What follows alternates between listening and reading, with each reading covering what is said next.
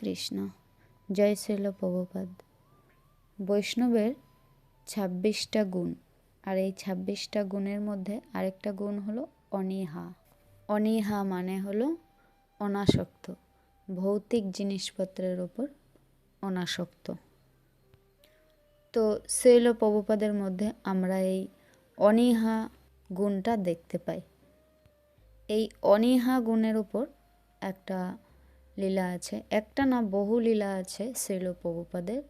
তার মধ্যে একটা লীলা আজকে আমরা শ্রবণ করব। হরে কৃষ্ণ।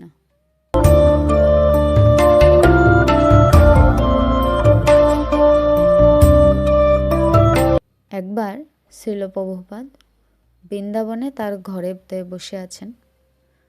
তো শ্রীল প্রভুপাদের যিনি সেক্রেটারি শ্রুতকৃষ্ণ প্রভু, তিনি পাশের ঘরেতে কোনো সেবা করছিলেন।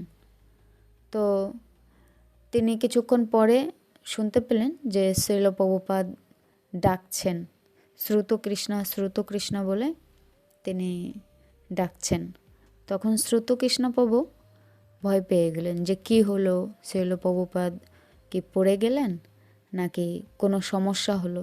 তিনি দৌড়ে গেলেন আর গিয়ে দেখেন যে শ্রীল প্রভুপাদ খুব রেগে আছেন। তার এক হাতে একটা লাঠি আর আরেক হাতে কলা। তখন শ্রীল প্রভুপাদকে শ্রুতকৃষ্ণ প্রভু বললেন যে কি হলো প্রভুপাদ, আপনি এভাবে চিৎকার করছেন কেন? তখন শ্রীল প্রভুপাদ রেগে বললেন যে চলো আমার সাথে বাইরে ঘরের পেছনে চলো।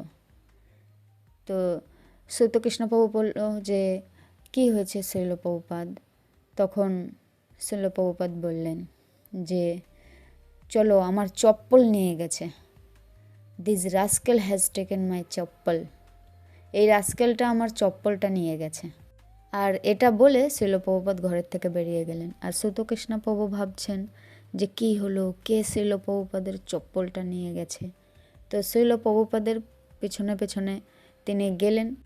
তখন তারা দুজনেই পেছনে গেল ঘরের পেছনে, এবং গিয়ে দেখে যে ঘরের চালের উপরে একটা হনুমান বসে আছে। শ্রীল প্রভুপাদের জুতো হাতে নিয়ে হনুমানটা বসে আছে এবং টানাটানি করছে সেটা। তো শ্রীল প্রভুপাদ তার হাতের যে লাঠিটা দিয়ে হনুমানটাকে মারতে যাচ্ছে, মারছে না, তার গায়ে টাচ করছে না, কিন্তু তাকে ভয় দেখাচ্ছে। আর আরেক হাতে কলা দিয়ে লোভ দেখাচ্ছে যেন সে কলাটা নেয় আর জুতোটাও দিয়ে দেয়। তো শ্রীল প্রভুপাদ এবং ওই হনুমানের মধ্যে যে যুদ্ধটা তখন হচ্ছে, মানে হনুমানটা জুতোটা দিতে চাচ্ছে না কিন্তু কলাটা নিতে চাচ্ছে, আর শ্রীল প্রভুপাদ কলাটাও দিতে চাচ্ছে কিন্তু তার জুতোটা ফেরত চাচ্ছে।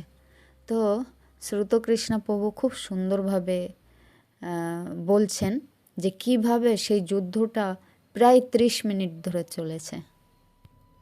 তো একসময় দেখা গেল যে হনুমানটা শ্রীল প্রভুপাদের জুতোটা প্রায় ছিঁড়ে ফেলেছে। তখন শ্রীল প্রভুপাদ শ্রুতকৃষ্ণ প্রভুকে বলে যে না, আর কোনো কাজ নেই, ওকে আর কলা দিয়েও লাভ নেই, চলো আমরা চলে যাই, জুতোটা পুরোই ছিঁড়ে গেছে, আর হবে না। তখন শ্রীল প্রভুপাদ ঘরে চলে গেলেন। আর এই দিকে শ্রুতকৃষ্ণ প্রভু ভাবছেন যে না, দেখি আমি এই যুদ্ধটা কন্টিনিউ করব। আমি যদি এই জুতোটা ফেরত পাই তাহলে শ্রীল প্রভুপাদকে আমি দিয়ে দেব, এবং কত খুশি হবে শ্রীল প্রভুপাদ। তখন তিনি আবার সেখানে গেলেন, আরেকজনকে ডেকে নিয়ে ওখানে গেলেন, আর গিয়ে দেখলেন যে হনুমানটা চলে গেছে। আর এরা অনেক চালাক। হনুমানটা মনে মনে তারা ভাবে এরকমই যে কারো কোনো জিনিস যদি নেয় তাহলে ওটার গুরুত্ব, যে যার জিনিস তার যে গুরুত্ব, সে গুরুত্বটা দেখে তারা ওই জিনিসটা ফেরত দিতে চায় না। তারা মনে করে যে খেলা একটা। তো হনুমানও তাই করলো। যতক্ষণ দেখলো যে না এটা প্রভুপাদের দরকার, ততক্ষণ সে দিল না। তো যখন প্রভুপাদ চলে গেলেন তখন হনুমানটাও ওখানে জুতোটা ফেলে রেখে চলে গেলেন।